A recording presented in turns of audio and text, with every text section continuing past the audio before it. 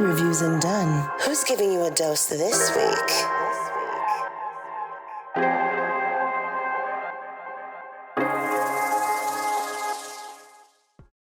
What up, world? Once again, it's your boy, Derek Dunn, back with another A1 interview.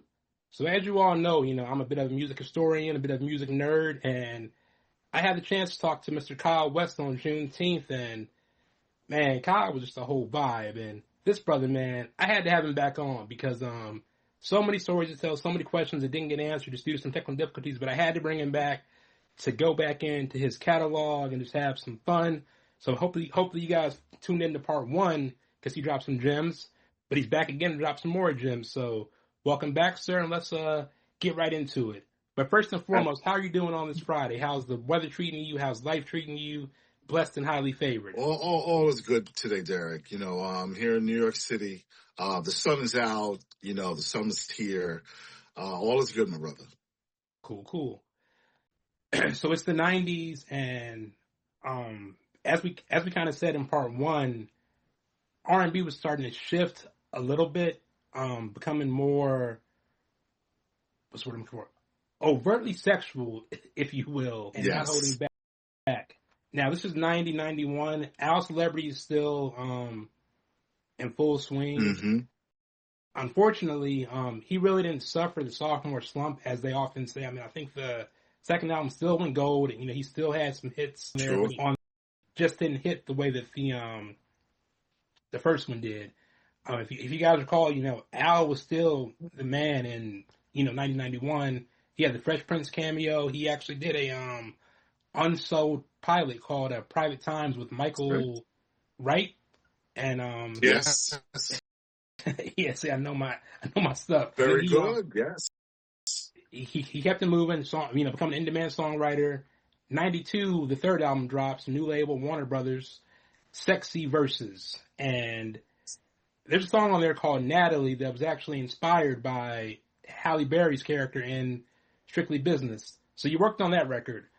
And we all know, man, this is when Halle was like becoming Halle. I mean, the shortcut, that smile, just a beautiful black woman killing it. Absolutely. So from a writing standpoint, how did you guys actually write Natalie? Did the studio give you guys the script for her character? Did you guys kind of go off what you saw in the movie to craft the song Natalie?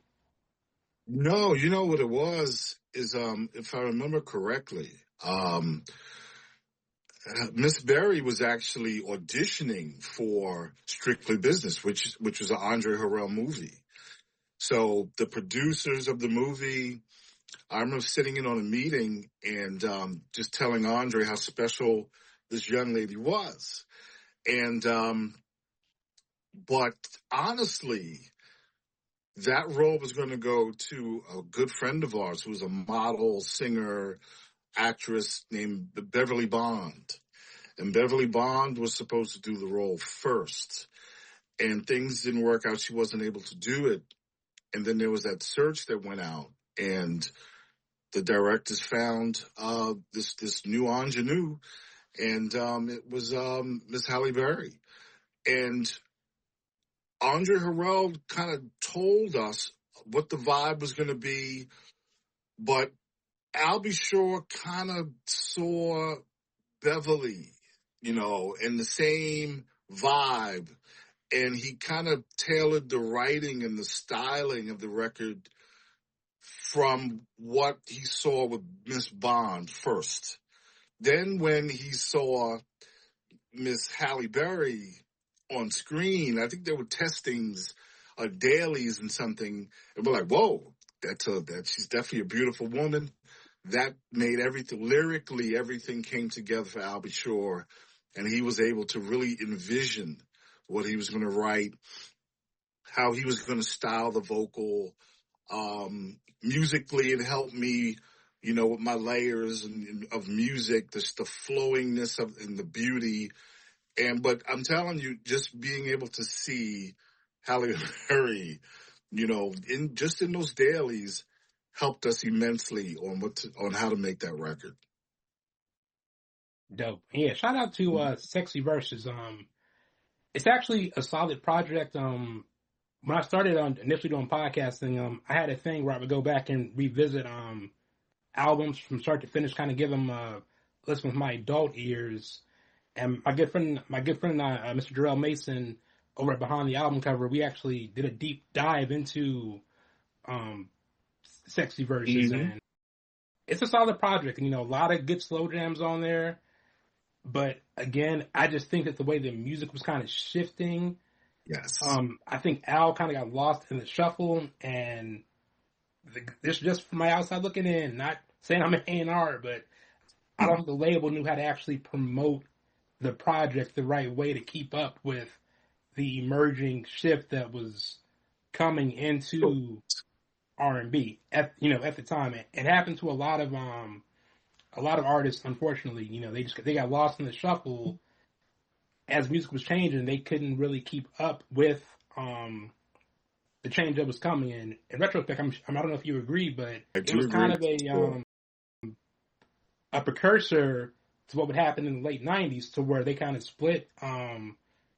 Was Urban AC became a thing? Yes. You had certain artists that were falling into that urban category, which is fine, but they aren't getting played on the same station as the Ushers and as the Jagged Edges. They're being negated to the older stations, but while their audience is still like in my age demographic, people I grew up on are now being played on, the more urban adult contemporary stations, which kind of affects their brand, and have people call them, has-beens, washed up, and that's not the case at all. They were just, it's like a whole thing that somebody really should do a documentary on how music shifted and how it kind of really hurt Black artists. Absolutely.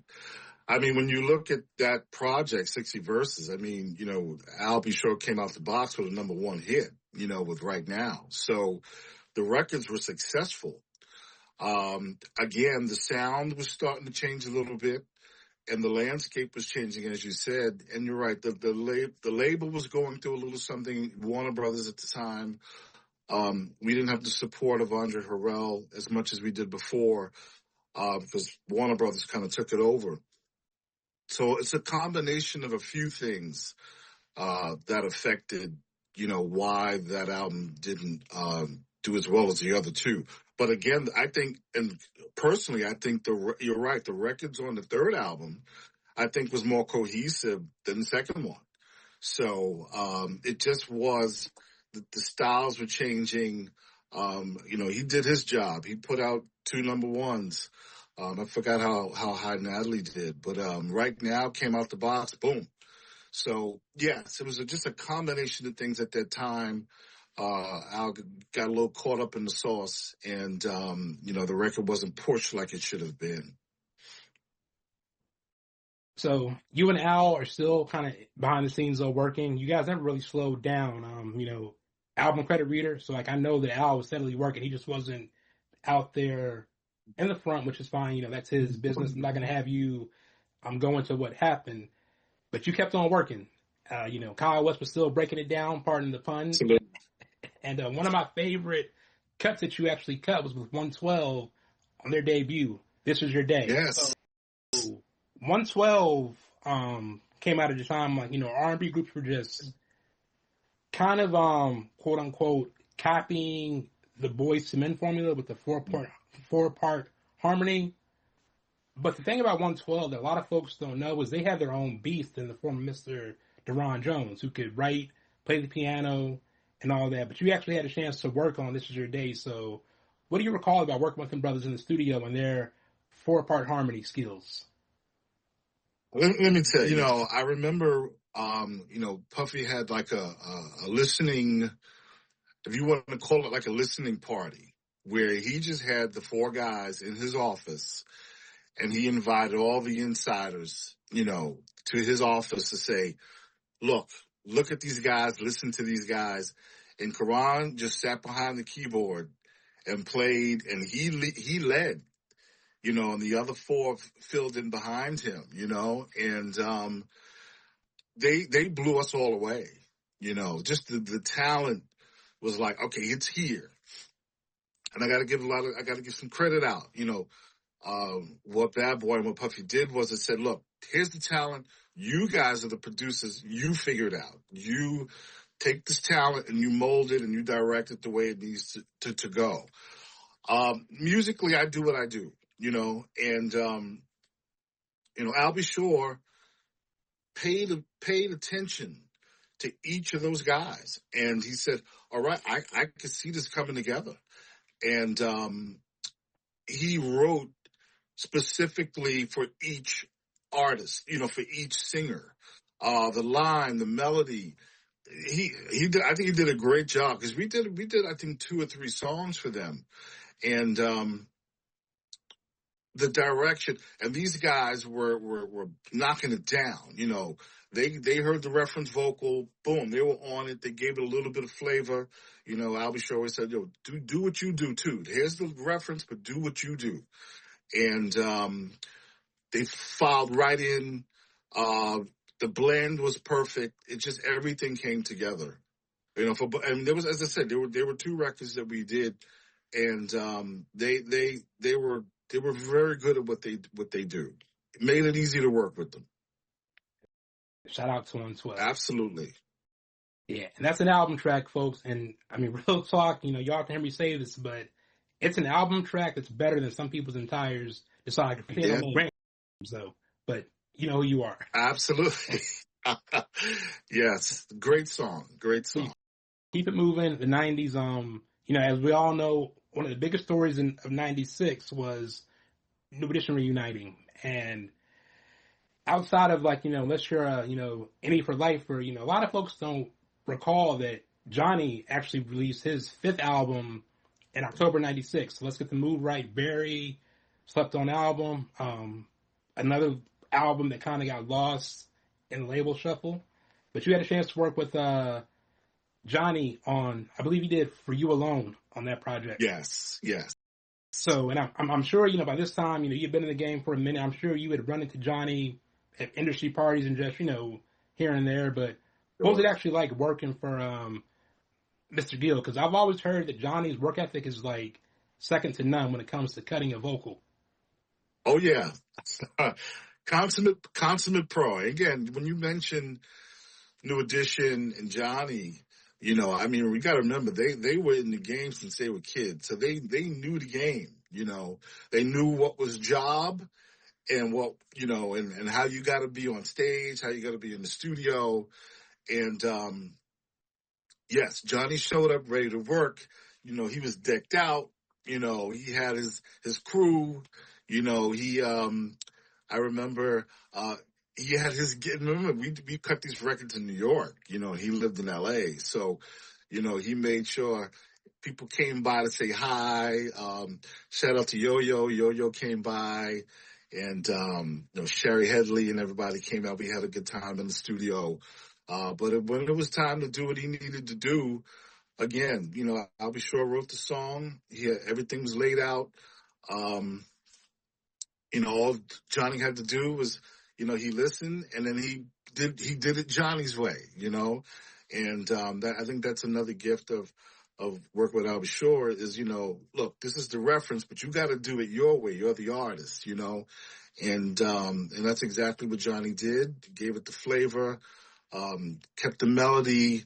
He had his favorite towel. He has a favorite colored towel. And I hope I ain't giving away his secrets. He likes his purple towel, and, Johnny hey, Johnny's Johnny, I just ran into him, not too long ago out in L.A. And, again, these guys are pros, so you're not going to have games in the studio. They know exactly what to do, and they knock it out the box, period. Yes, indeed. Mm-hmm. And that's also another solid project that should have did more than what it did. Yes, for sure. All right, so he had bangers on it. He had the producers, yeah, everything. I think it was they were on Motown. He was on Motown at the time, or that album came out on Motown, and he had banger producers, banger songs. Just didn't work out. Label politics. Yeah.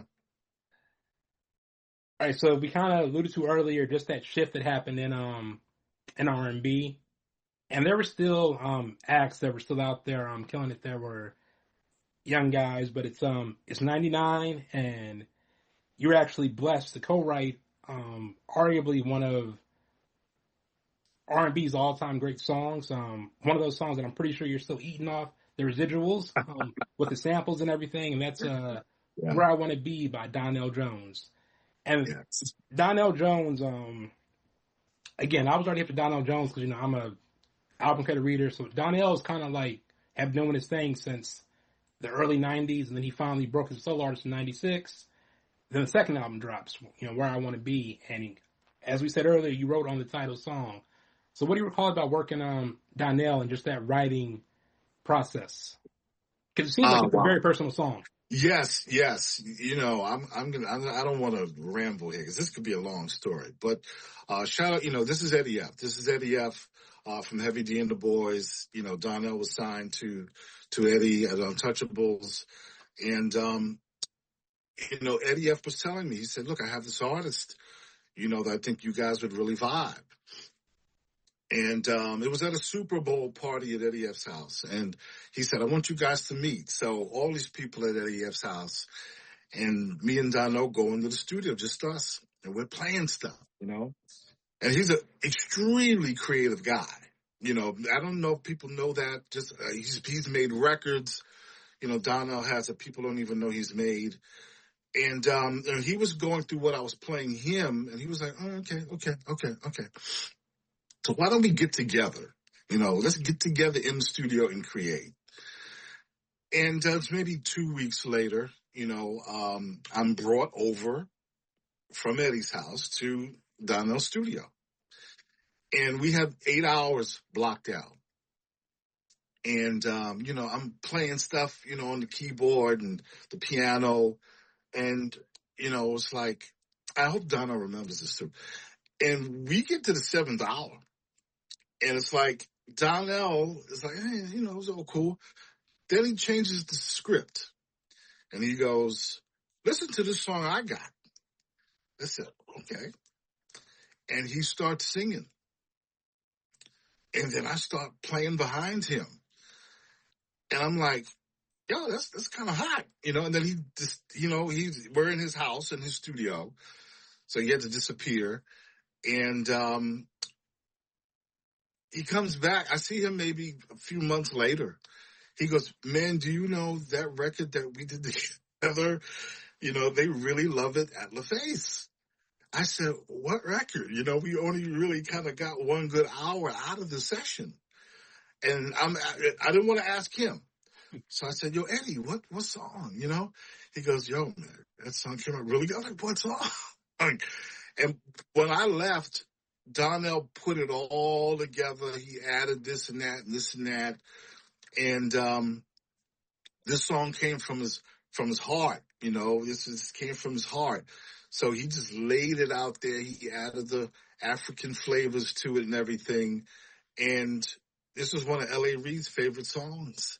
And I'm like, how did that happen in 1 hour? And the rest is history. I always considered Donnell like a brother. He always looked out. After that record, we were always creating together.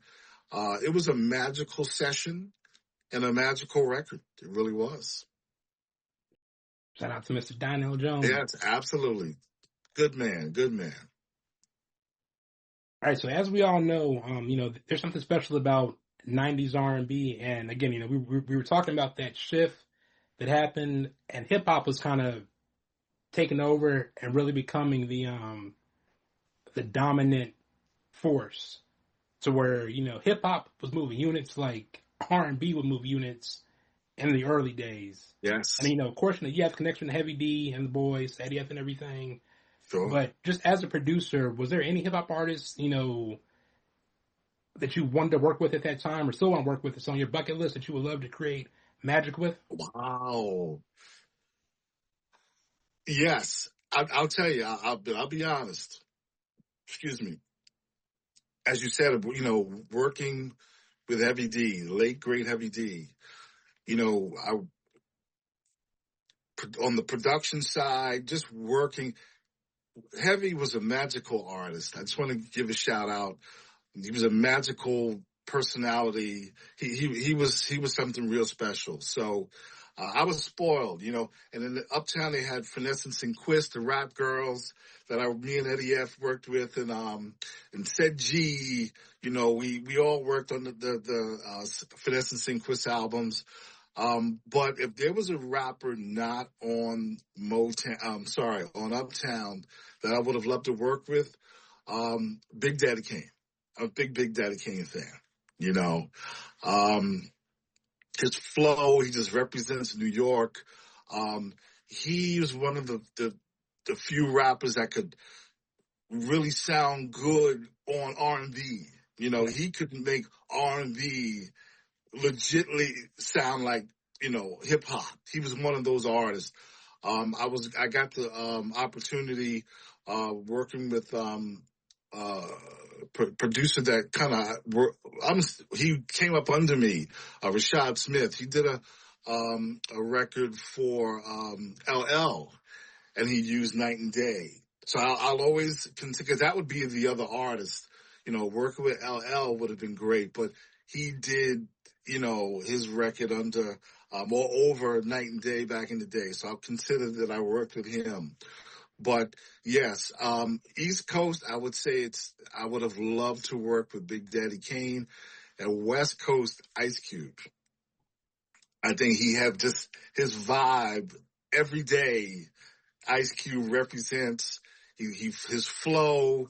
He was another one who could have made R&B just sound like hip hop with his vibe. So those would have been the two artists I would have loved to work with that were hip hop artists. Dope. And shout out to Kane, man. And I'm also a huge Big Daddy Kane fan. Mm-hmm. And I really, so from music heads, from people from the golden age, they give Kane his props justifiably. But I think overall, like the mainstream of these younger cats, they really don't give Kane enough credit for what he was doing and how he did it. And I think it was on his Unsung, he basically broke down and made sense that he was he was maybe 2 or 3 years too early with the album before looks like the album before, I think it was 91 with For the Lover in You. Okay. It was starting to shift, and I basically did what Biggie was doing on Ready to Die with the commercial stuff, and then the hard stuff I was just a little bit too soon. Kane was one of them cats that could not curse, not disrespect women, be smooth as ever, and still kill you in a battle. Like, he was just the full package. And I actually had a chance to see Kane live 2017, and it was at the Howard Theater, so standing room only. Like, you know, it wasn't that packed, but I had more fun seeing Kane live in that little intimate venue than I did seeing Kanye West at the Life of Pablo tour, because it was just Kane and the band killing it. Like, just up there. And yeah, shout out to Kane, man. Keep doing what you do, bro. Absolutely. All right, so when we talk R&B now, and again, like, you know, I'm not naming no names, I'm not throwing shade at nobody. I understand why you guys do what you do, but at your vantage point, from a producing standpoint and a writing standpoint, why do you think we got away from bridges in R&B? Wow. Let me tell you, Derek, I remember going to a meeting. This had to be around 93, 94. Big A&R guy. And I was playing them tracks. And each one I played, too musical. I'm like, but I'm a musician. This is what I do. And he said, writers can't transition. Lyricists can't transition the way you write music. So we have to simplify the music. And I said, this was mid to late night. I'm like, wow, so I got to take out bridges. Hey, but if I want to work, I got to do it. Then the sampling came in. So for hip hop, and which obviously R&B also, So now we're doing songs over loops where there's nothing changing, you know? And that, I think, really because again, all these creators we see today came from those days. So they are not used to hearing bridges and changes and progressions. And now music, and I'll never say dumb it down, but I had a A&R guy tell me you got to dumb it down. They can't write to what you write.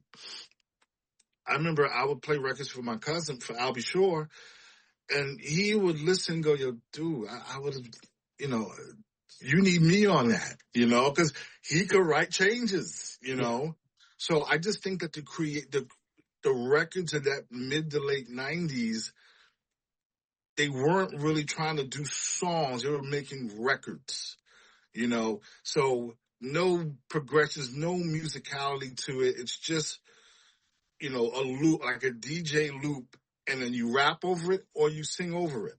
And that generation got into making records with no changes, So, and that from the top down, because as I said, this is from the high A&R guys all the way down to the producers, And again, it's like, I understand it because it's almost like, I'll say, being dumbed down, because that's what it is. It's being dumbed down for mass consumption.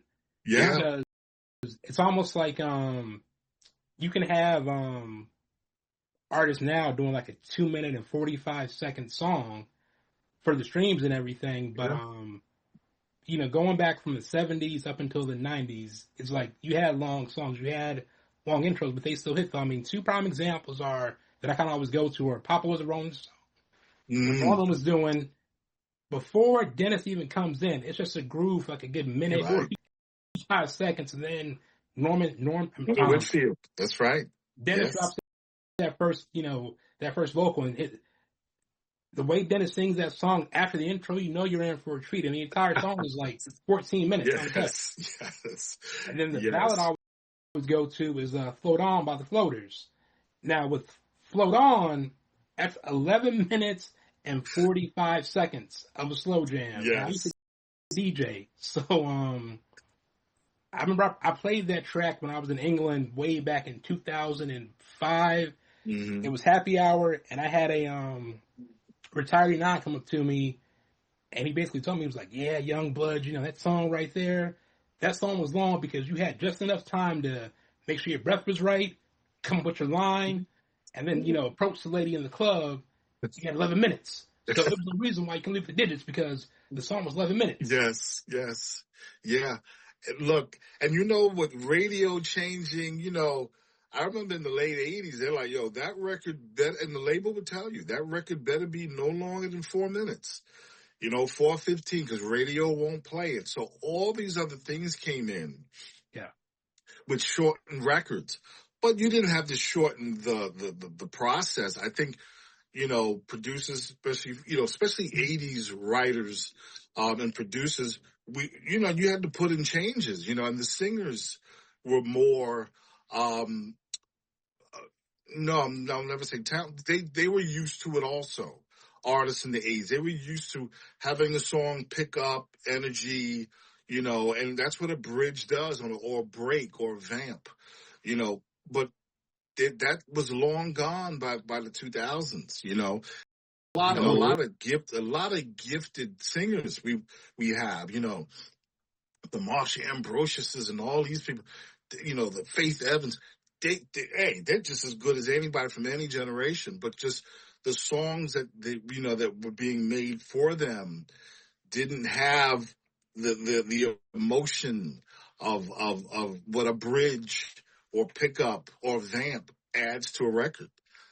Maybe that'll come back. I mean, I still do it to a point, but you got to do and then I've heard a lot of A&Rs back in the day say, the kids today aren't going to get that. They don't need all that. They want it to just boom, bam, and over. They don't need all this movement. Save that, for later, So it's a little bit of everything, Yo, what's going on? This is Drizzy Drake. Hi, this is Rihanna. Hey, what's up? This is Ludacris. You're rocking with the best. It's Reviews and Dunn.